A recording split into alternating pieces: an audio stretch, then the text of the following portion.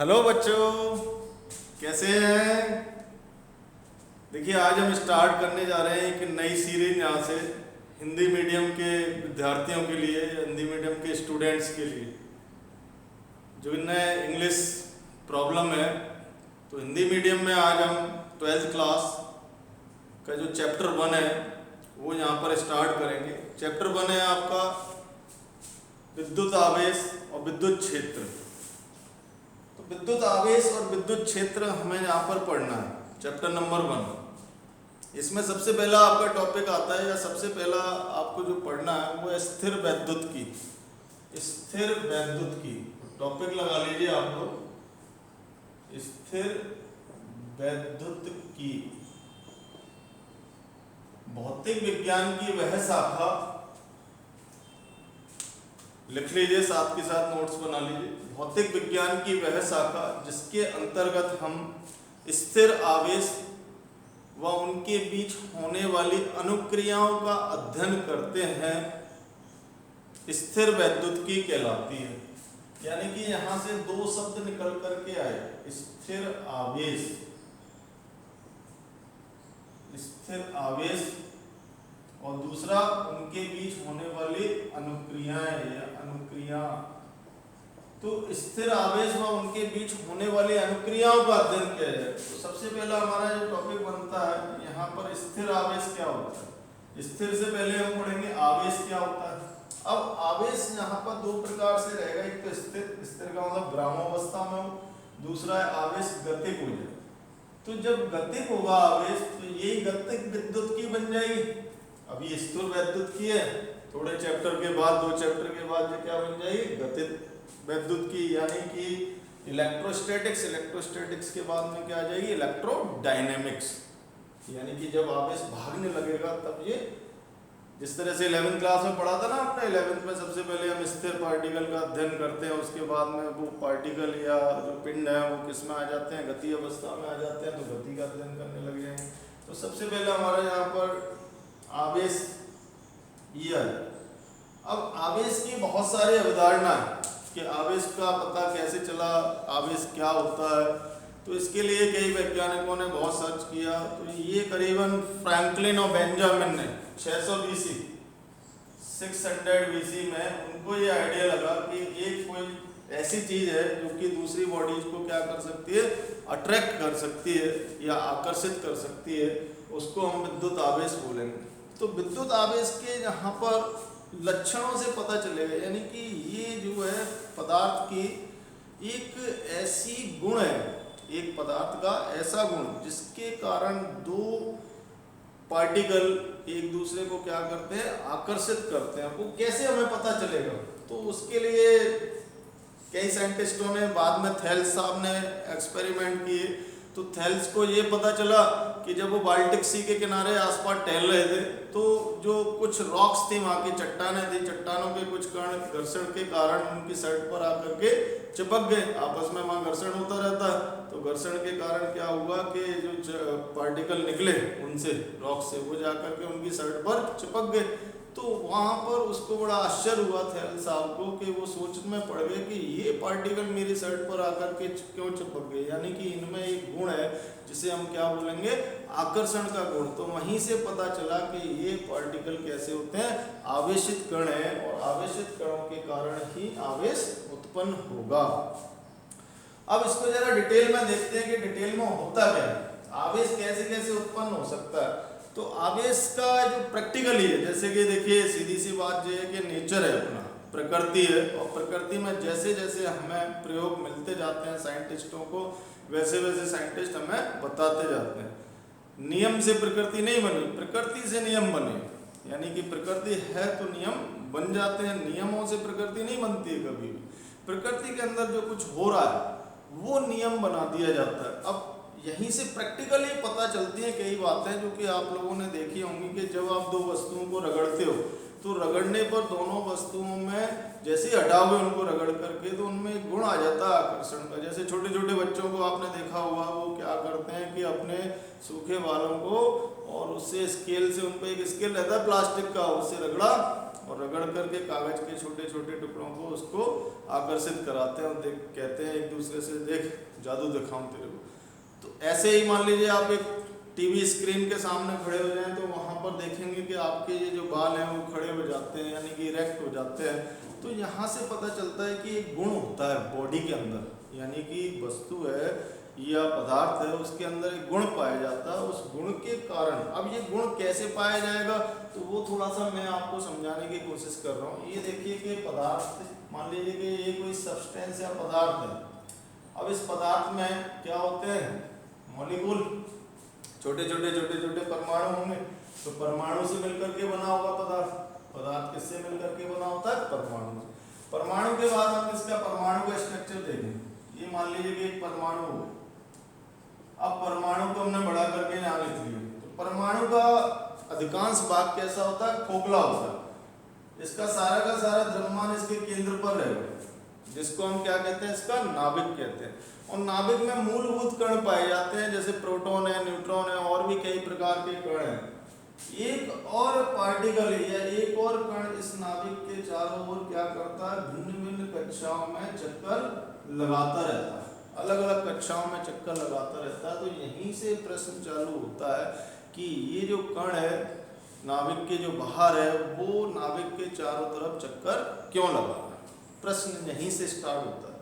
अब आप सोचेंगे कि सर हमने गुरुत्वाकर्षण पढ़ा है, तो गुरुत्वाकर्षण के कारण कोई वस्तु दूसरी वस्तु के चारों ओर घूमने लग जाती है, यानी कि वो आवश्यक अपकेंद्रीय बल गुरुत्वाकर्षण बल द्वारा प्रदान कर दिया जाता है। बिल्कुल सही बात है, लेकिन इसमें नहीं लगेगा वो रूल। क्यों नहीं लगेगा, क्योंकि परमाणु पहले से ही बहुत छोटा है और इसमें जो कण होंगे वो बहुत ज्यादा छोटे होंगे। वो बड़े बड़े पिंडों के लिए लगता है, क्योंकि जो गुरुत्वाकर्षण बल है वो छोटे पिंडों में कार्यरत नहीं होता, और कार्यरत होता भी है तो उसकी वैल्यू बहुत कम होगी, नगण्य होगी, यानी कि यहाँ पर गुरुत्वाकर्षण बल तो नहीं लगेगा। इसका मतलब कोई और बल है जो कि इलेक्ट्रॉन और प्रोटॉन के बीच में लगा हुआ है, जिसके कारण इलेक्ट्रॉन इस प्रोटॉन के या नाभिक के चारों ओर चक्कर लगा रहा है। उसी बल को हम यहाँ पर बोलेंगे स्थिर वैद्युत बल। क्या कहेंगे, स्थिर वैद्युत बल। और उसी बल के कारण ये दोनों जो कण हैं, प्रोटॉन और इलेक्ट्रॉन, मूलभूत कण यानी प्रारंभिक कण। प्रारंभिक कण तो हालांकि बहुत सारे होते हैं और भी होते हैं, लेकिन इन्हीं दोनों कणों को हमने लिया, प्रोटॉन और इलेक्ट्रॉन में आकर्षण लग रहा है, और आकर्षण के कारण ये अवकेंद्रीय बल को क्या कर रहे हैं, संतुलित करके इसके चारों ओर चक्कर लगाया हुआ है। अब ये अलग अलग कक्षाओं में चक्कर लगाया हुआ है। अब देखिए प्रैक्टिकली क्या बात हुई। प्रैक्टिकली जब दो वस्तुओं को आपस में रगड़ा गया तो होता क्या है कि प्रोटॉन और इलेक्ट्रॉन हमेशा कैसे होंगे, समान संख्या में होते हैं। जितनी संख्या प्रोटॉन की होगी उतनी संख्या इलेक्ट्रॉन्स की होती है, यानी कि नंबर ऑफ प्रोटॉन बराबर नंबर ऑफ इलेक्ट्रॉन। जितने प्रोटॉन होते हैं उतने इलेक्ट्रॉन होते हैं। तो कुल आवेश यहाँ पर कितना माना जाता है किसी बॉडी का, हमेशा 0, क्योंकि प्रोटॉन पर आवेश जितना है उतना ही आवेश इलेक्ट्रॉन पर बताया गया। तो दोनों का आवेश मिलाकर के टोटल क्या हो जाता है, 0। इलेक्ट्रॉन नेगेटिव और प्रोटॉन पॉजिटिव, तो दोनों का आवेश 0, यानी कि परमाणु एक विलगित निकाय की तरह व्यवहार करता है, आइसोलेटेड, बिल्कुल अलग थलग निकाय बन जाती है। इसको किसी बात से कोई भी मतलब नहीं है।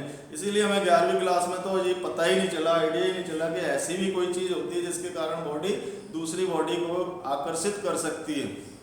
लेकिन यहाँ पर आकर के आप देखें क्या होगा कि यदि हम दो वस्तुओं को रगड़ना चालू कर दें तो रगड़ने के कारण क्या होगा, रगड़ने के कारण क्या होता है, थर्मल एनर्जी यानी कि ऊष्मीय ऊर्जा उत्पन्न होती है। अब ऊष्मीय ऊर्जा उत्पन्न होगी तो क्या होगी, इलेक्ट्रॉन को एनर्जी मिल जाएगी, ऊर्जा मिल जाएगी। तो ऊर्जा मिल करके वो इस बंध को या जो इस पर स्थिर वैद्युत बल लग रहा है, लास्ट वाला इलेक्ट्रॉन क्या होगा, बाहर जाएगा, छिटक करके गिर जाएगा। जैसे कि थेल्स आपको महसूस हुआ कि दो चट्टानों में जब रगड़ा घर्षण हो रही है तो छिटक करके कुछ कण उनकी शर्ट पर आकर के चिपक गए, तो बड़ा अच्छा सा लगा कि घिसा और छिटक के गिर गया।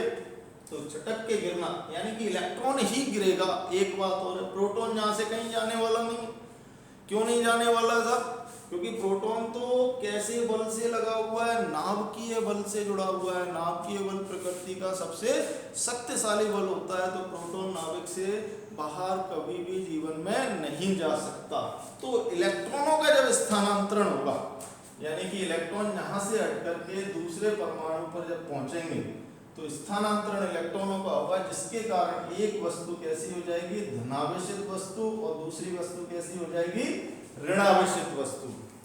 वस्तु कौन सी धनावेशित होगी, जिस वस्तु से इलेक्ट्रॉन निकला है वो धनावेशित वस्तु मानी जाएगी, और जिस वस्तु पर इलेक्ट्रॉन आया है वो वस्तु कैसी मानी जाएगी, ऋणावेशित वस्तु मानी जाएगी। यानी कि इस पर तो इलेक्ट्रॉन की कमी हो गई और इस पर इलेक्ट्रॉन की अधिकता हो गई। अब इसके कारण ये दोनों वस्तुएं आवेशित हो गई। अब इनमें इक्वालिटी का जन्म हो गया। क्या गुण आ गया कि अब ये दूसरी वस्तुओं को क्या कर सकती हैं, आकर्षित कर सकते हैं, लेकिन उन्हीं वस्तुओं को आकर्षित करती हैं जिनमें कि विद्युत का गुण पाया जाता हो। हर एक किसी को आकर्षित नहीं करेगी, या ये उनको विद्युत में कर सकती हो। तो जब दो वस्तुओं को आपस में रगड़ा जाता है तो वो कैसी हो जाती हैं, विद्युत में हो जाती हैं। तो ये हम आवेशन के प्रकार में पढ़ेंगे। तो मैं समझता हूँ आवेश का मतलब आपको समझ में आ गया होगा। तो आवेश पदार्थ की या आवेश पदार्थ का वह गुण है, परिभाषा लिखते हैं आवेश की। तो आवेश की हम परिभाषा लिखेंगे। अब परिभाषा वैसे तो होती नहीं है, लेकिन हम बना रहे हैं। आवेश पदार्थ का वह निज गुण, यानी कि नेज गुण। नेज का मतलब क्या होता है, शुद्ध गुण, इंट्रिंसिक प्रॉपर्टी। तो पदार्थ का वह नेज गुण, लिखिए आप लोग, लिख लीजिए, पदार्थ का वह नेज गुण जिसके कारण इलेक्ट्रॉन व प्रोटॉन एक दूसरे को आकर्षित करते हैं, विद्युत आवेश कहलाता है। और सबसे सूक्ष्मतम आवेश इलेक्ट्रॉन पर होता है, और सूक्ष्मतम आवेश इलेक्ट्रॉन पर 1.6 गुणा 10 की घात माइनस 19 कूलाम दिया जाता है, और ऋणात्मक होगा। इसी तरह से प्रोटॉन पर आवेश 1.6 गुणा 10 की घात माइनस 19 कूलाम। अब हम बात करते हैं कि आवेश ये आ गया हमारे पास में, तो आवेश का मात्रक क्या होगा, आवेश का विमीय सूत्र क्या होगा। उसके बाद में ये देखिए, अब आवेश का यदि आप मात्रक लगाना चाहें तो मात्रक दिया जाएगा इसका एसआई पद्धति में कूलाम को किससे लिखेंगे, सी से, COULOMB, कूलाम। इंग्लिश में भी याद रख सकते हैं आप, सी से लिखेंगे। वैसे इसका मात्रक होता है ampere into second, ampere into second से दिया जाएगा। तो विमीय सूत्र क्या बन जाएगा, M0 L0 T1 A1, विमीय सूत्र बना सकते हैं। अब आवेश को सीजीएस पद्धति में आप लिख सकते हैं स्टैट कूलाम से, स्टैट कूलाम से लिख सकते हैं। आवेश के सूक्ष्मतम मात्रक होते हैं माइक्रो कूलाम, 1 म्यू सी बराबर 10 की घात minus 6 coulomb. NC nano coulomb, nano coulomb का मतलब 10 की घात माइनस 9 कूलाम। पिको कूलाम 10 की घात माइनस 12 कूलाम। और आवेश का सबसे बड़ा मात्रक होता है इसका फैराडे। एक फैराडे बराबर होते हैं 96,500 कूलाम। एक फैराडे में कितने होते हैं, 96,500 कूलाम। तो देखो बच्चों, हमें केवल कूलाम की यहाँ पर जरूरत पड़ेगी। पहली बात, कूलाम मात्रक आपको हमेशा याद रहना चाहिए।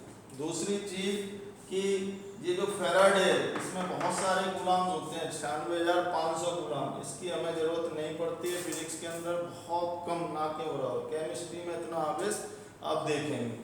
हमें ज़्यादातर जरूरत micro coulomb, nano coulomb, pico coulomb की पढ़ने वाली है। तो माइक्रो का मतलब आपको समझ में आना चाहिए 10 की घात माइनस 6, नैनो 10 की घात माइनस 9 और पिको 10 की घात माइनस 12। अच्छी तरह से अपने ब्रेन में घुसा लेना ये चीज़ें। अब इसके बाद में मैं इसको मिटा देता हूँ।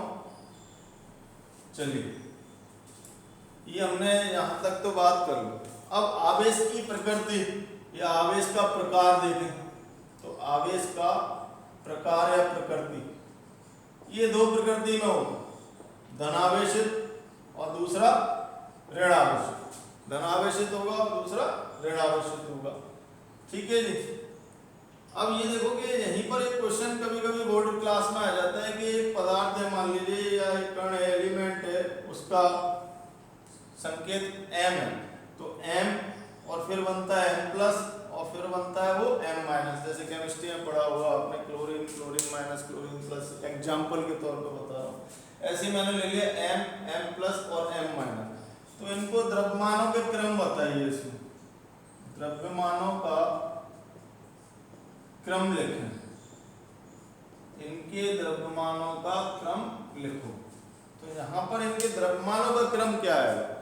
तो ये देखिए कि अभी अभी आपको मैंने बहुत अच्छी तरह से समझाया कि इलेक्ट्रॉन का स्थानांतरण होना ही आवेशन होना कहलाता है। इलेक्ट्रॉन ही स्थानांतरित हो सकते हैं, ये भी हमने बात बता दी।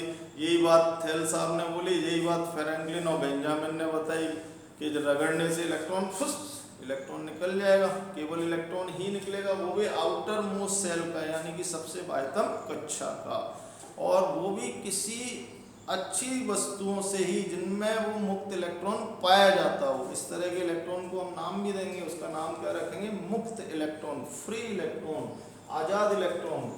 तो ये देखिए इनके द्रव्यमानों का क्रम लिखना।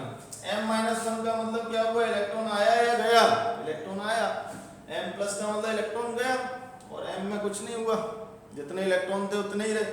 तो जब इलेक्ट्रॉन आ गया तो द्रव्यमान बढ़ गया क्या? नहीं, इलेक्ट्रॉन गया तो द्रव्यमान कम हो गया। तो सबसे ज्यादा द्रव्यमान किसका होगा? M- का। M- का द्रव्यमान सबसे ज्यादा है, फिर उसके बाद में M का, फिर उसके बाद में M+ का, यानी कि सबसे कम द्रव्यमान किसका होगा? M+ का, क्योंकि M- में इलेक्ट्रॉन आ गया। इलेक्ट्रॉन का द्रव्यमान भी तो होता है भैया, इलेक्ट्रॉन का द्रव्यमान कितना दिया जाता है? इलेक्ट्रॉन का द्रव्यमान होता है M = 9.1 × 10⁻31 kg, यानी कि 9.1 × 10⁻31 किलोग्राम ईयर। आप इसको नोट करिए।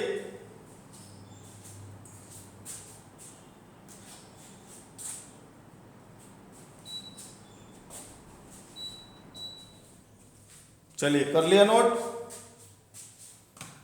नोट हो गया? बता दें। तो ये यहां से आवेश का प्रकार हमने आपको बता दिया।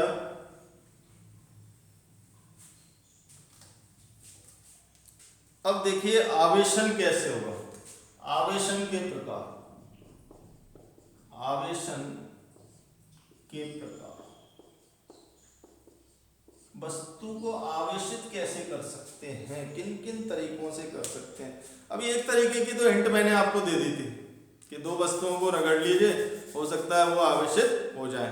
दो वस्तुओं को रगड़ो, ऐसे करना, घर पर फाइबर की टेबल पे बैठ जाना पैर ऊपर करके, और फाइबर की टेबल को पीछे से एक बच्चा तौलिया से रब करना, उसको घिसना, तो देखना तुम्हारी बॉडी भी क्या हो जाएगी? आवेशित हो जाएगी। अब दूसरा बच्चा उसको ऐसे टच करेगा तो उसको स्पार्किंग आएगी। तो आवेशन के प्रकार में हम आते हैं। आवेशन का प्रकार, पहले घर्षण द्वारा आवेशन, घर्षण द्वारा आवेशन हो सकता है, संपर्क द्वारा आवेशन, संपर्क का मतलब कांटेक्ट में आ जाए, क्या आ जाए? संपर्क में आ जाए, कांटेक्ट में आ जाए। विद्युतदर्शी द्वारा आवेशन, विद्युतदर्शी एक उपकरण हम बनाते हैं, उसके द्वारा भी हम वस्तु को क्या कर सकते हैं साहब? आवेशित कर सकते हैं। नंबर 4 हम ले लेते हैं प्रेरण द्वारा आवेशन, प्रेरण द्वारा। तो घर्षण के कारण, संपर्क के कारण, विद्युतदर्शी के कारण और प्रेरण के कारण। अब घर्षण क्या प्रक्रिया है? घर्षण तो सीधा सीधा अभी अभी अपने पढ़ा, जैसे ही दो वस्तुओं को आपस में रगड़ा जाता है, ये प्रैक्टिकल है, ये पूरा ही प्रैक्टिकल है।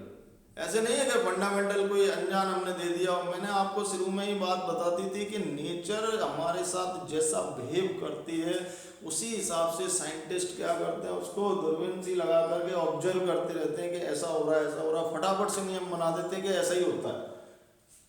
नेचर को देख देख करके, वो कोई नियम से आप सोचें कि नियम बनाकर नेचर चलता हो, ऐसा नहीं है भैया। नेचर से नियम बनता है, नेचर जैसा व्यवहार करेगा वैसा ही नियम बना दिया जाएगा। तो ये नेचर में चेक किया कि दो वस्तुओं को रगड़ने पर यार ये तो क्या हो रहा है, आवेशित हो रही हैं दोनों वस्तुएं, और एक वस्तु अब आवेशित होने के बाद में क्या कर रही है, ये अन्य वस्तुओं को आकर्षित कर रही हैं। तो ये देखो कि प्रैक्टिकली यदि हम देखें तो घर्षण में कई एक्सपेरिमेंट जो किए गए उनके हिसाब से कभी कभी आपको कई चीजें ऐसी भी करनी पड़ेंगी कि डायरेक्ट जिनको लिखना पड़ेगा। मान लीजिए कि दो वस्तुओं को अपन रगड़ते हैं और वो आवेशित होती हैं, तो जैसे कि हमने कंघी को या कांच की छड़ का एग्जाम्पल ले लेते हैं। कांच की छड़ को रेशम के कपड़े से रगड़ा तो कांच की छड़ से इलेक्ट्रॉन निकल जाते हैं, रेशम की छड़ पर आ जाते हैं, यानी कांच की छड़ धनावेशित हो जाती है, रेशम का कपड़ा ऋणावेशित हो जाता है। तो यहाँ पर मैं पॉजिटिव लिख रहा हूँ, यहाँ नेगेटिव लिख रहा हूँ। यहाँ पर नंबर 1 ये बन गया मेरा कांच की छड़। कांच की छड़ हमेशा धनावेशित होगी। ये बन गया मेरा रेशम का कपड़ा, रेशम का रुमाल या रेशम का कपड़ा, रेशम का रुमाल। अब कांच की छड़ को रेशम से रगड़ लिया, कांच की छड़ धनावेशित हो गई।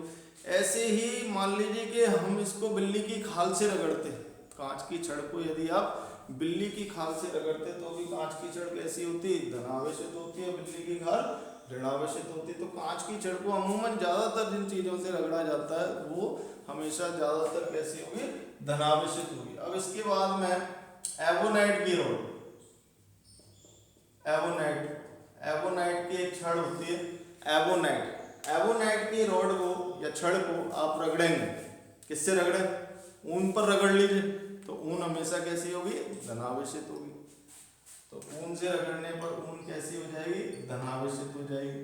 ऊन से रगड़िए आप, ऊन कैसी होगी, धनावेशित। ऊन तो जानते हो। तो ये कुछ इस तरह की बातें हैं जो कि हमें हमारे माइंड में रहनी चाहिए। एक बार आप लोग लिख लेना, 3-4 ये एग्जाम्पल हैं जो आपको याद रखने पड़ेंगे। पहला, कांच की छड़ को हम जब रेशम के कपड़े से रगड़े तो कांच की छड़ धनावेशित होगी। दूसरी, ऊन को किसी भी चीज़ से रगड़ लें, ऊन धनावेशित होगी। चाहे तो ऊन को प्लास्टिक से रगड़ लीजिए, चाहे ऊन को एवोनाइट रोड से रगड़ लीजिए, या किसी और वस्तु उसके साथ में रगड़ लीजिए। ठीक है, ये हमेशा कैसी होगी, ऋणावेशित होगी एवोनाइट की छड़।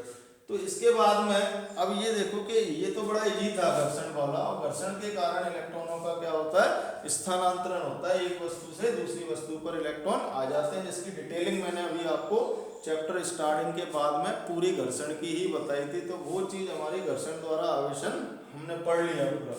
अब संपर्क द्वारा आवेशन, तो हमारा नेक्स्ट टॉपिक हम लगाएंगे यहाँ से संपर्क द्वारा आवेशन।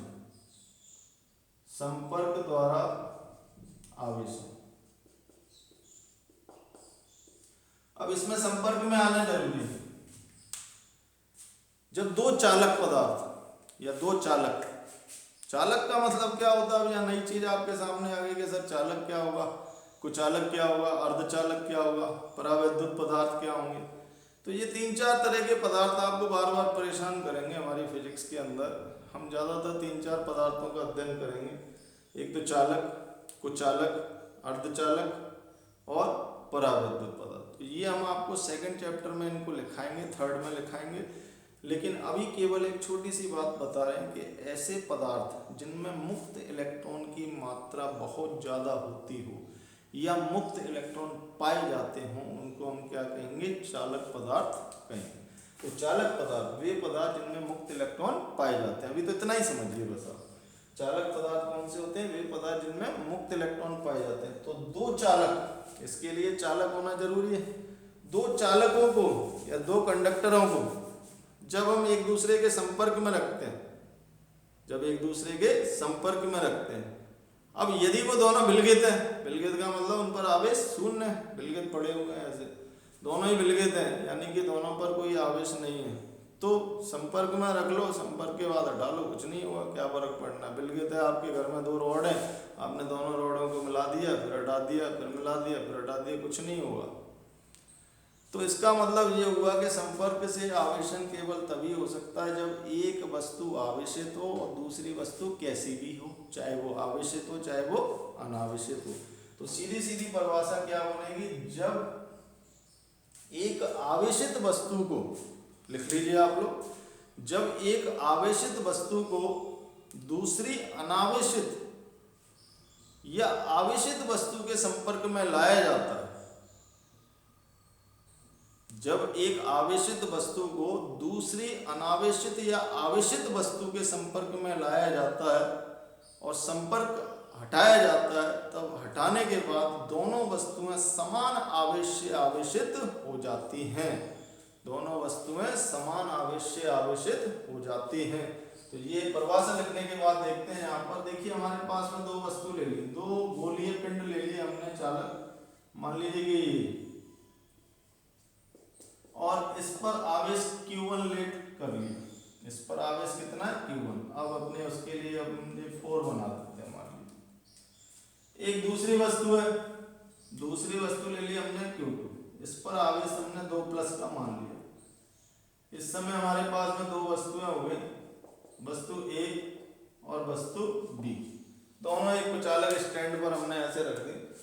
अब इन दोनों वस्तुओं को हम संपर्क में लेके आते हैं बेटा, दोनों वस्तुओं को यदि हम संपर्क में लाए, संपर्क में यहाँ बना रहा हूँ देखिए, दोनों को संपर्क में ले आए, संपर्क में ले आए, Q1 रखा Q2 रखा, तो संपर्क में ये कुछ करेंगे आपस में मिलकर के, करने दो, खैर इनको कोई दिक्कत नहीं है।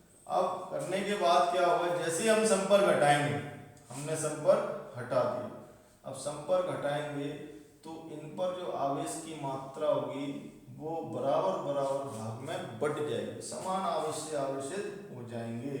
यानी कि इस पर यदि Q है और ये Q2 है तो आवेश कितना आ जाएगा, इनका औसत Q1 प्लस Q2 बटे 2, और इस पर भी कितना आ जाएगा Q1 प्लस Q2 बटे 2।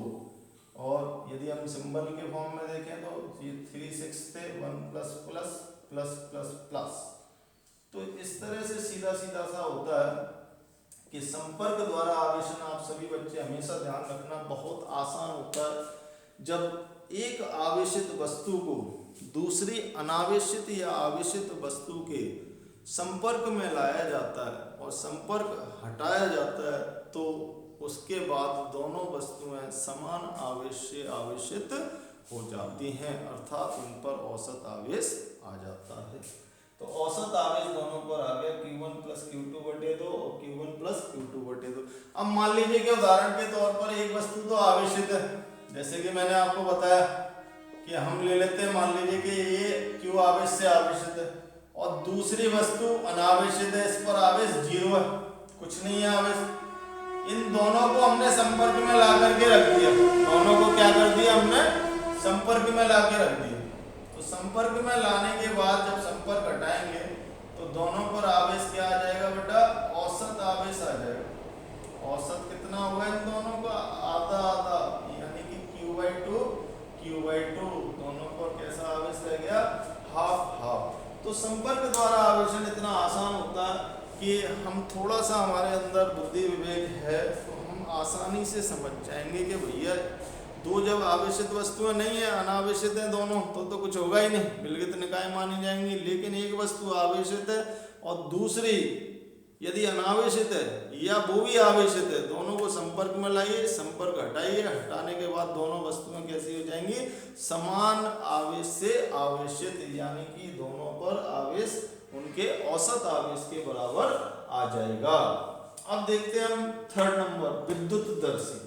ये हमारा फर्स्ट था घर्षण, संपर्क नंबर 2, विद्युतदर्शी 3 और प्रेरण 4। ठीक है बच्चों, इसको मिटा दें। ये नोट कर लिया, नोट नहीं कर पाए तो पॉज करके नोट कर लिया करना, वीडियो में हटता नहीं है, चाहे जब देखो चाहे जब करो, कोई दिक्कत की बात नहीं। चलिए अब इसमें हम देखते हैं विद्युतदर्शी क्या होता है। विद्युतदर्शी वह उपकरण, परिभाषा लिखिए, वह उपकरण जो कि किसी चालक पर आवेश की मात्रा का मापन करता है उसे विद्युतदर्शी कहते हैं। वह उपकरण जिसके कारण किसी चालक पर आवेश की मात्रा का मापन किया जाता है विद्युतदर्शी कहलाता है। बड़ा आसान था कि एक चालक है, उस चालक पर कितना आवेश जा रहा है साहब, उस आवेश को ये बताता है विद्युतदर्शी। अब विद्युतदर्शी हम बनाते कैसे हैं, कैसा डिवाइस है ये, किस तरह का उपकरण है, तो बहुत आसान उपकरण। इसमें 2 तरह के विद्युतदर्शी या 3 तरह के विद्युतदर्शी आप बना सकते हैं। स्वर्ण पत्र विद्युतदर्शी, एल्युमिनियम पत्र विद्युतदर्शी, सिल्वर यानी कि चांदी पत्र विद्युतदर्शी। तो पत्र अलग अलग होंगे, पत्र का मतलब जो वर्क होता है ना, बिल्कुल पतला कागज को हम पत्र बोलते हैं यहाँ पर। जैसे आपने देखा होगा कि चांदी का वक्र होता है, पान पर परत लगती है, उस पतली परत को हम क्या कहते हैं यहाँ पर, पत्र। तो यदि वो स्वर्ण पत्र है तो सोने के पत्र लगे होंगे उसमें, चांदी पत्र है तो चांदी के लगे होंगे, तो उससे कुछ फर्क नहीं पड़ना आपको। आप तो यदि स्वर्ण पत्र दर्शी आ जाए तो सोने के पत्र लगा दीजिए उसमें। अब इसमें होता क्या है ये देखो आप, कि एक मान लीजिए कि कांच का आपने जार ले लिया, ये कांच का हमने एक जार ले लिया, ये ग्लास जार है, ये कांच का जार है। अब इस जार में एक धातु की छड़, एक धातु की छड़ आर, एक आर धातु की छड़ हमने मान ली, धातु की छड़, ये कांच का जार, कांच का जार, और इसको ऊर्ध्वाधर लगा करके फिट कर दिया, यानी कॉर्क लगा दिया, यहाँ पर कॉर्क लगा के फिट कर दिया। इसके निचले सिरे पर, इसके निचले सिरे पर दो स्वर्ण पत्र लगा दिए। क्या लगा दिए थे पहले ही? स्वर्ण पत्र। ये हमने स्वर्ण दर्शी ले रहे हैं तो स्वर्ण पत्र बोल देंगे, यदि आप एल्युमिनियम दर्शी लो तो एल्युमिनियम के पत्र बोल देना। और इसकी ऊपरी सतह पर एक घुंडी लगा दी, जिसको नॉब बोलते हैं, घुंडी। घुंडी का मतलब गोलीय सतह बना के, धातु का गोला मत्था सा बना करके, मत्था होता है ना बिल्कुल, मत्थे पे क्या होता है कि आवेश पूरी तरह से फैल जाता है गोलीय सतह पर, तो इस वजह से एक गोलीय घुंडी मार दी। किसकी बनी हुई? धातु की। ये धातु की घुंडी है। अब क्या करना है कि एक कोई कांच की छड़ इसके संपर्क में लाते हैं, ये कांच की छड़ जो कि आवेशित है, ये कांच की छड़ हमने आवेशित कांच की छड़, कांच की छड़, कांच की छड़ इसके संपर्क में लाए। तो संपर्क में लाते ही जो धनावेश है वो पूरा का पूरा इस धातु की छड़ में अंदर जाएगा, और अंदर जाकर के कहां पर आ जाएगा? स्वर्ण पत्रों पर। और तो स्वर्ण पत्रों में फिर आप एक बदलाव देखेंगे कि ये दोनों स्वर्ण पत्र क्या होंगे? खिंचेंगे, एक दूसरे से दूर हटेंगे। दूर क्यों हटेंगे? क्योंकि इनमें प्रतिकर्षण होगा, समान प्रकृति का आवेश जा रहा है इनके अंदर। तो मैं ये बात आपको आवेशों के गुणधर्म में बताऊंगा, अभी स्टार्ट नहीं हुए, उससे पहले मैंने ये करा दिया आपको।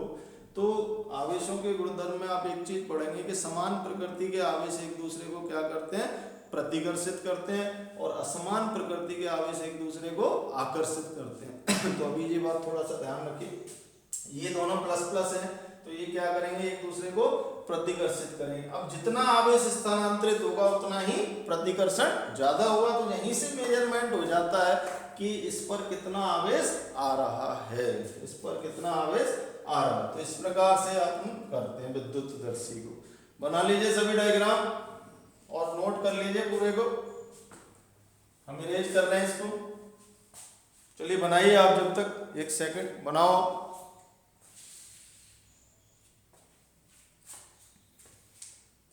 बना लिया? मिटा दें? ठीक, ये मिटा रहे हैं। अब आ जाएगा प्रेरण द्वारा आवेशन।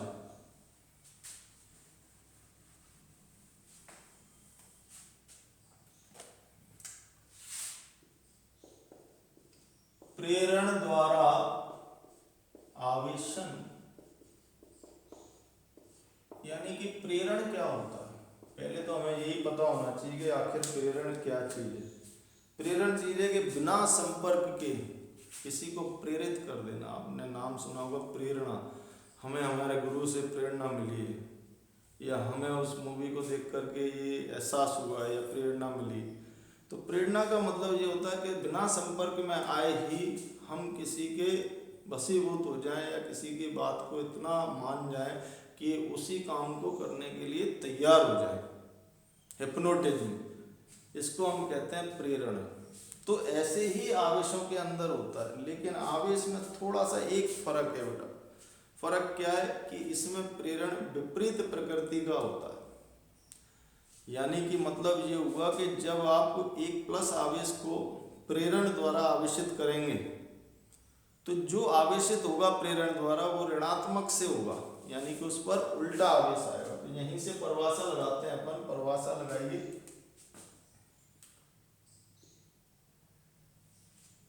जब एक आवेशित वस्तु को किसी अनावेशित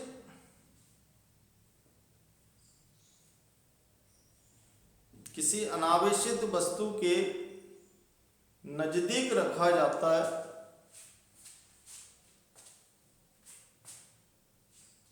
तो वह प्रेरण के कारण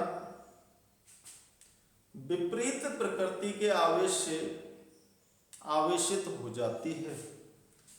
तो वह प्रेरण के कारण विपरीत प्रकृति के आवेश से आवेशित हो जाती है। इसे प्रेरण द्वारा आवेशन कहते हैं। इसे प्रेरण द्वारा आवेशन कहते हैं। लिख लिया। अब देखिए हम लगाते हैं क्वेश्चन। पहला क्वेश्चन प्रेरण द्वारा, आप लिखिए प्रेरण द्वारा वस्तु को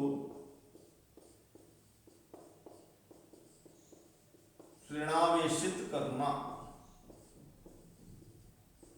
प्रेरण द्वारा किसी वस्तु को ऋणावेशित करना। प्रेरण से हम किसी वस्तु को ऋणावेशित कैसे करेंगे, वो हमारा यहाँ पर प्रश्न आ जाता है। तो इसके लिए स्टेप लिखे जाएंगे। स्टेप 1, स्टेप नंबर 1 में आप क्या लिखोगे बेटा, आंसर डाल करके। माना कि हमारे पास में एक चालक ए, हमने एक चालक ए को मान लिया, ठीक है, मान लेते हैं। ये चालक हमने मान लिया ए। अब इस चालक में बहुत सारी चीजें, प्लस भी है माइनस भी है, दोनों ही आवेश होंगे। प्लस आवेश से भी भर रहा होगा ये और माइनस आवेश से भी भर रहा होगा। इतना तो जानते हो ना आप लोग कि चालक के अंदर दोनों ही आवेश पाए जाते हैं, प्लस भी होगा और माइनस भी होगा। तो हमने एक ये ले लिया। अब स्टेप नंबर 2, स्टेप नंबर 2 में लिखेंगे एक कांच की छड़, धनावेशित कांच की छड़। हमें कैसे आवेश से आवेशित करना है इसको, ऋणावेशित। तो हम एक कांच के धनावेशित छड़ को इसके नजदीक रखते हैं। एक कांच की धनावेशित छड़ प्लस प्लस प्लस 4 प्लस ले लिया हमने। तो भैया ये है कि जितने प्लस लें 4 उतना ही अब इसमें आकर्षण होगा। तो इसके अंदर कौन थे, धनावेश भी है ऋणावेश भी है। अब क्या होंगे, ये प्रेरित होंगे। प्रेरित होकर के ऋणावेश को क्या लगेगा, आकर्षण किधर की तरफ लगेगा, जिधर प्लेट ये रखी है आपने पॉजिटिव। तो इसके अंदर का जो ऋणावेश होगा वो यहाँ पर इस लेफ्ट साइड या बाईं तरफ इकट्ठा हो जाएगा और इसके अंदर का जो धनावेश होगा वो दाईं तरफ इकट्ठा हो जाएगा। क्यू साइड मान लीजिए। तो हम इसमें एक लाइन ये लिखेंगे कि जब हम एक आवेशित कांच की छड़ को इसके नजदीक रखते हैं तो ऋणावेश P भाग पर तथा धनावेशित Q भाग पर प्रेरित हो जाता है। अब स्टेप 3 देखिए। स्टेप 3 में क्या होगा कि हमने ये गोला बना लिया, चालक गोला A, और ये चालक छड़ ले ली कांच की जो कि इसके नजदीक रखी हुई है। आवेश बना दिया प्लस प्लस प्लस, ये ऋणावेशित आकर्षित है। अब हम क्या करेंगे कि इसके Q भाग को भूसंपर्कित कर देंगे। भूसंपर्कित कर दिया आपने। भूसंपर्कित का मतलब जानते हैं आप लोग, नहीं जानते तो समझिए कि हम क्या करें कि एक धातु का तार लेकर के पृथ्वी के अंदर गाड़ दें। तो उसका संकेत ऐसे बनाते हैं, बड़ी लाइन छोटी लाइन पे छोटी लाइन पे छोटी लाइन फिर और छोटी लाइन। जैसे टावर आते हैं ना आपके मोबाइल में टावर का साइन होता है ना, उसमें तो शायद एक से होता है, उसमें ऊपर से नीचे चलते हैं, 1 2 3 4 ऊपर बढ़ते हैं। ये अलग, इसमें ऐसे बना लिया। तो ऐसा क्यों किया, ऐसा इस वजह से किया कि जो पृथ्वी हमारे बहुत बड़ा चालक मानी गई है। इसको चाहे जितना चालक दे दो ले लेगी, चाहे जितना आवेश दे दीजिए आप, मना नहीं करेगी, आवेश इसके अंदर चला जाएगा। उससे आवेश ले भी सकते हो आप, दोनों ही काम कर सकते हो। तो ये धनावेश सारा का सारा कहाँ चला गया, पृथ्वी में समायोजित हो गया, यानी कि पृथ्वी ले गई। इसीलिए हम इससे अपने उपकरणों के बचाव के लिए भी इस विधि का उपयोग करते हैं। ये भी बात आपको बाद में बताएंगे। अब देखिए स्टेप नंबर 4।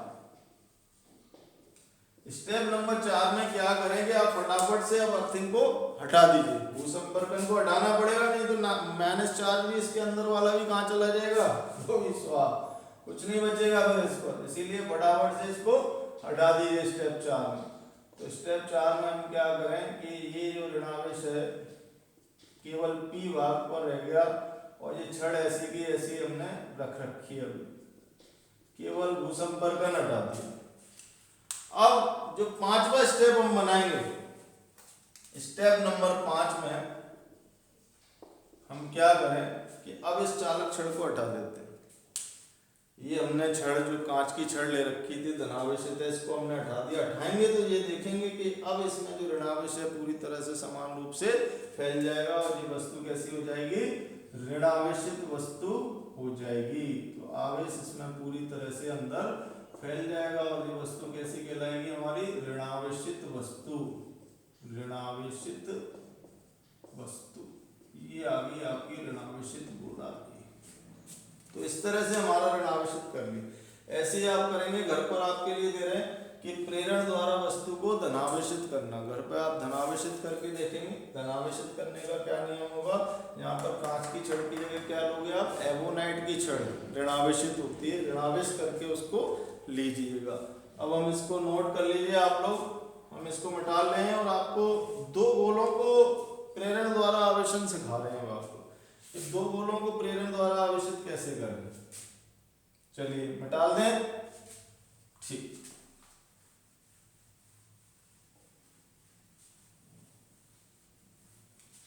तो 2 चालक गोलों को प्रश्न लगाइए। 2 चालक गोलों को गोले रखे, 2 चालक गोलों को प्रेरण द्वारा आवेशित करना। आवेशित करना, प्रेरण द्वारा आवेशित करना। 2 चालक गोलों को प्रेरण द्वारा आवेशित कैसे करें, बिल्कुल सेम उसी तरह से अपनाएंगे, लेकिन थोड़ा स्टेपिंग अलग होगी। देखिए आप जरा गौर से, आंसर में लगाने जा रहा हूं। 2 चालक गोले मान लिए, माना कि 2 चालक गोले ए व बी हैं, ये एक दूसरे के संपर्क में रखे हुए हैं। अभी ये मिलगत हैं, शांत पड़े हुए हैं, मस्त, कोई एडिट नहीं है, दोनों में चार्ज है, लेकिन चार्ज कैसा, दोनों में शून्य है, यानी जितना धन है उतना ही ऋण है। तो ये हमने यहाँ पर ये ले लिया। ठीक है, स्टेप 1, स्टेप नंबर कितना आ गया, 1। स्टेप 2 में हम क्या करें कि इसके पास यदि एक गोले को आपको धनावेशित करना है तो ऋणावेशित छड़ रखना, और गोले को यदि आपको ऋणावेशित करना है तो धनावेशित छड़ रखिए। अब मान लीजिए कि हम एक धनावेशित कांच की छड़ रख देते हैं। ये हमने धनावेशित कांच की छड़ ले ली और गोले ए के पास में रख दी, और ये जो दोनों पास पास रखें। अच्छा, अब एक और कंडीशन होती है बेटा, गोले बहुत पास पास होने चाहिए या गोले संपर्क में होने चाहिए, ज़्यादा दूर नहीं हो, नहीं तो नहीं होगा ये काम। तो ये गोले या तो संपर्क में हो या बहुत पास पास रखे गए हो, तो ये दोनों गोले हमने बना। अब देखो यहाँ से कहानी चालू हो जाएगी। जैसे ही ये धनावेशित कांच की छड़ आपने रखी तो इसके अंदर के इलेक्ट्रॉन बुलाने लगेंगे, एकदम से आकर्षित होने लगेंगे। आकर्षित होकर के कहाँ गए, इधर आ गए, और जो धनावेशित है वो इधर चला गया दाईं तरफ।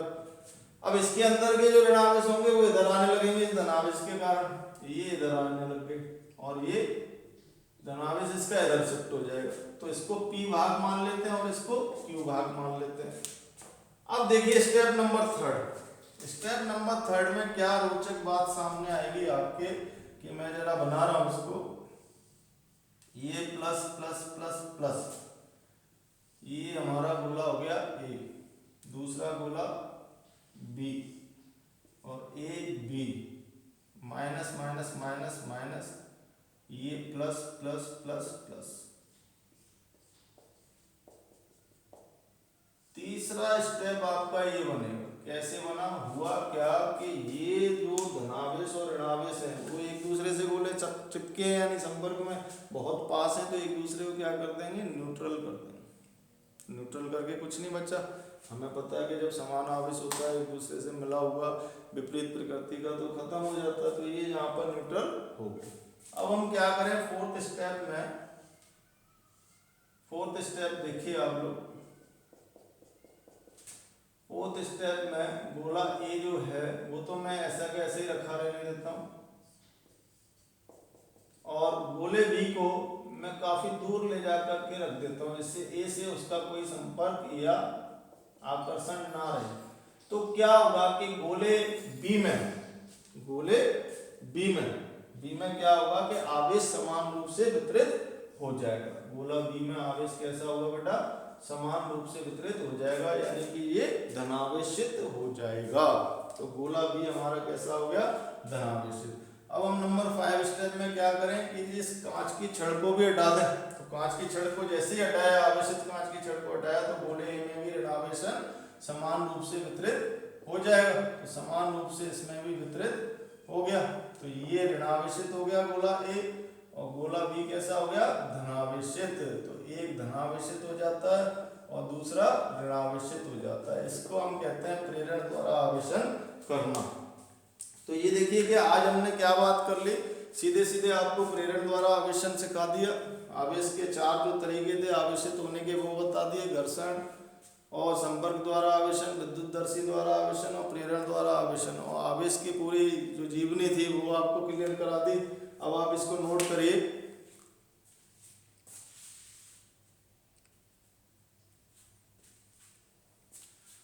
नोट कर लिया सबने? उतार लिया? मिटा दें? ठीक है। अब हम पढ़ेंगे आवेश के गुणधर्म। आवेश के गुणधर्म क्या होंगे?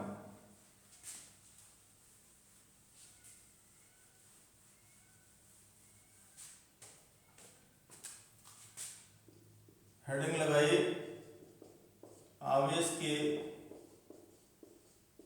गुणधर्म। तो आवेश के गुणधर्मों में सबसे पहला वो तो देख ही चुके अपन, धनावेशित होता है, ऋणावेशित होता है। सबसे कम आवेश किस पर होता है? इलेक्ट्रॉन पर होता है, वो भी हमें पता चल गया। इलेक्ट्रॉन पर आवेश की मात्रा कितनी होती है? 1.6 × 10⁻⁻19 कूलम। तो अब हम यहाँ पर गुणधर्म पहला लिख रहे हैं, समान प्रकृति के आवेश, समान प्रकृति के आवेश लिखिए आप लोग।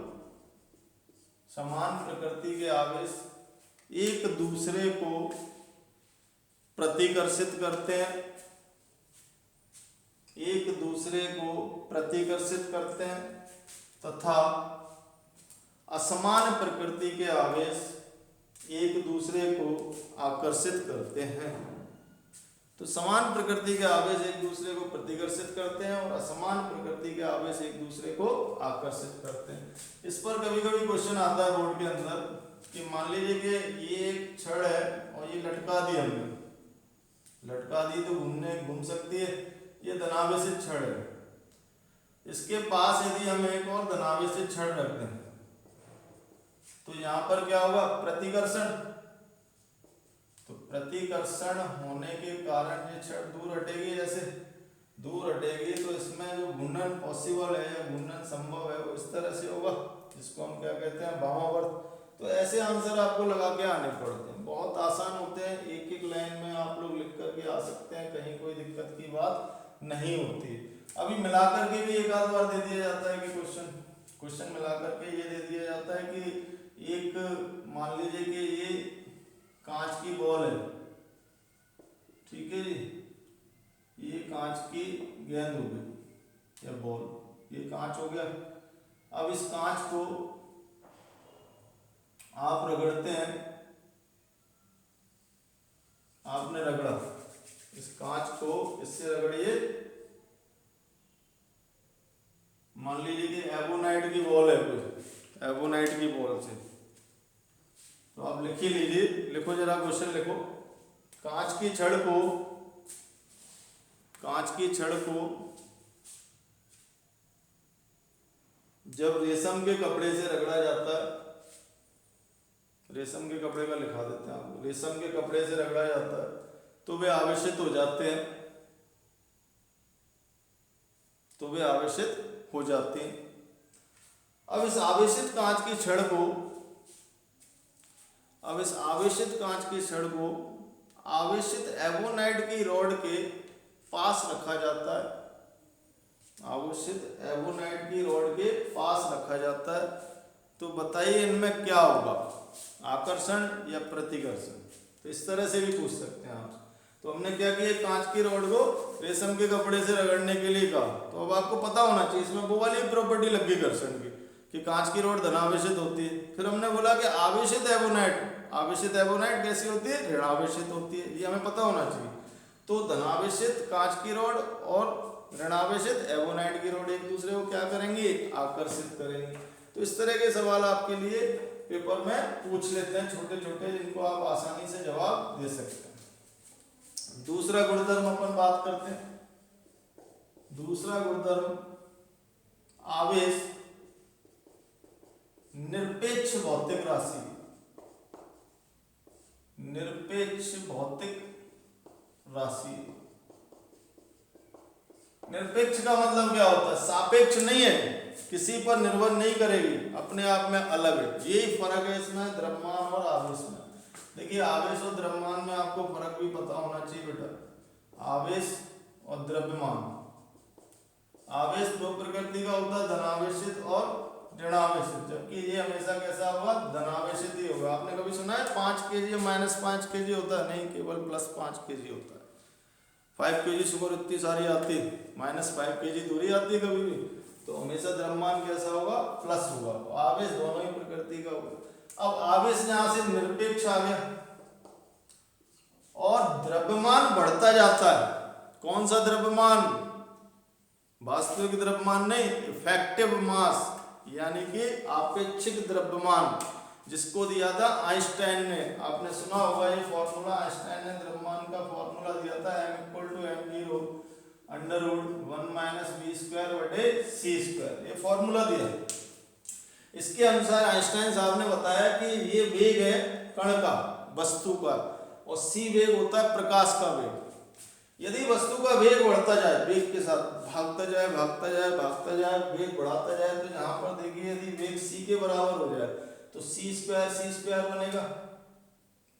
c² से काट दोगे तो कितना बनेगा, 1 से 1 0 का भाग लगाया किसी में तो कितना आएगा, अनंत, यानी कि द्रव्यमान कितना हो जाएगा उसका, अनंत हो जाएगा, बहुत ज्यादा। तो ये इफेक्टिव मास है, यानी कि आपेक्षिक द्रव्यमान। ऐसा नहीं कि वस्तु बढ़ के बड़ी होती चली जा रही है भागने से उसमें क्या आती जा रही है, एनर्जी आती जा रही है, और उसका जो प्रभावी द्रव्यमान है, ये आपेक्षिक द्रव्यमान है, वो बढ़ता जा रहा है। जबकि इस वस्तु के आवेश के साथ कुछ ऐसा नहीं होगा, उसमें जितना आवेश पहले था अब भी उतना ही रहेगा। यानी कि पहले यदि उसका आवेश 1 कूलाम है तो अब भी कितना रहेगा, 1 कूलाम ही रहेगा, चाहे वो कितनी ही तेज क्यों नहीं भागे। तो सीधा सा मतलब क्या होगा बेटा, आवेश कैसी राशि होती है, निरपेक्ष भौतिक राशि। चलिए, आवेश को जोड़ना या आवेश की योज्यता, आवेश की योज्यता या आवेश को जोड़ना लिख लो, आसान पड़ेगा आपके लिए। जोड़ना या योज्यता का मतलब एडिटिव ऑफ चार्ज। नोट करिए। अब देखिए आवेश की योज्यता क्या होगी, ये आवेश का जोड़ना क्या होगा। लिखिए, निकाय का कुल आवेश, निकाय का कुल आवेश, उसमें उपस्थित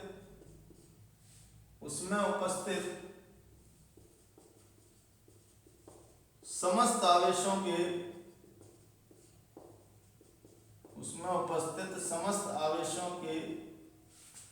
बीजीय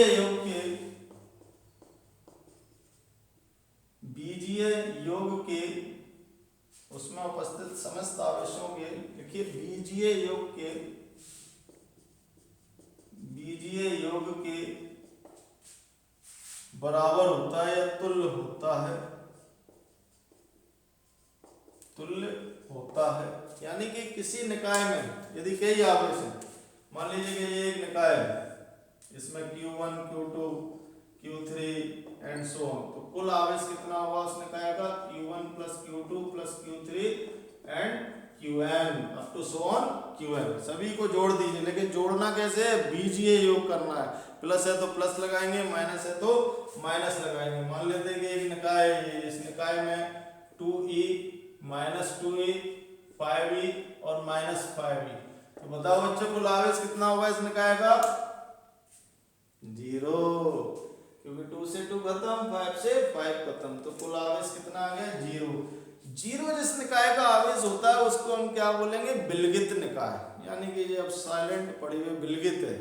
विलगित का मतलब आइसोलेटेड सिस्टम है, यानी कि इसको कुछ नहीं करना किसी से, दुनिया से सबसे अलग, बिल्कुल विलगित हो गया। तो सारी निकायें जिन पर आवेश शून्य होता है वो विलगित निकाय ही मानी जाती है। जैसे हम बोलेंगे एक गिलास पानी पर कुल आवेश कितना होगा, 0 होगा, मतलब जिनमें से करंट नहीं निकल रहा है या जिनमें आवेशन नहीं है वो सब कैसी निकाय होंगी, विलगित निकाय होंगी आपकी।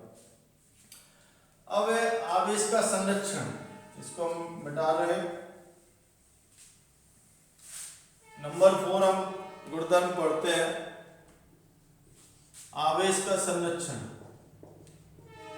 आवेश संरक्षण, तो ये देखिए कि आवेश एक संरक्षित भौतिक राशि है। आवेश कैसी राशि है, एक संरक्षित भौतिक राशि है। इसी निकाय का कुल आवेश, निकाय की बात करेंगे इसमें, निकाय का, वस्तु का नहीं, निकाय का, क्योंकि निकाय में ही तो वस्तुएं होंगी।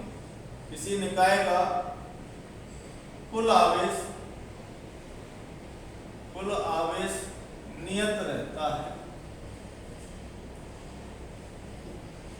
नियत रहता है, यानी कि आवेश ना तो बढ़ेगा ना घटेगा, कुल आवेश नियत रहेगा किसी निकाय का। कुल आवेश कैसा रहेगा बेटा, नियत रहेगा। यानी कि वस्तु, दो वस्तुएं ले लेते हैं, या आप अपनी क्लासरूम मान लीजिए। जैसे हम क्लासरूम में, एक रूम में 10 बच्चे बैठे हुए, दूसरी रो में कितने बच्चे बैठे हुए, 6 बच्चे, टोटल कितने हो गए, 16 बच्चे। अब पहली रो वाले में से 2 बच्चे इधर चले जाते हैं शिफ्ट होकर के, तो क्या इधर की और इधर फर्क आ गया, क्या कुछ नहीं आया, क्लासरूम में अब भी उतने बच्चे। तो सीधा सीधा सा मतलब हुआ कि मान लीजिए कि एक निकाय है और इस निकाय में 2 वस्तुएं, दोनों वस्तुओं पर, इस पर 2e 4e और इस पर 3e 5e, ये इलेक्ट्रॉन्स हैं। तो यदि इनमें से स्थानांतरित होते हैं या कहीं चले जाते हैं, इधर के इधर आ जाए, उसके इधर चले जाए, मान लीजिए 3e 2e आ जाता है, 4e 5e इधर आ, तो कुल आवेश तो अभी भी संरक्षित रहेगा।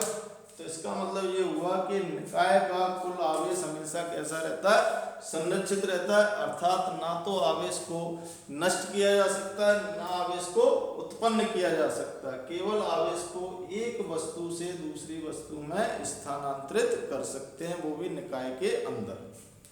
यानी कि एक वस्तु से दूसरी वस्तु में आवेश स्थानांतरित हो सकता है, वो भी निकाय के अंदर। तो सभी, चाहे वो भौतिक स्थितियां हो, चाहे वो रासायनिक स्थितियां हो, और चाहे वो आपके कोई सी भी प्रॉपर्टीज हो, चाहे तो वो फिजिकल प्रोसेस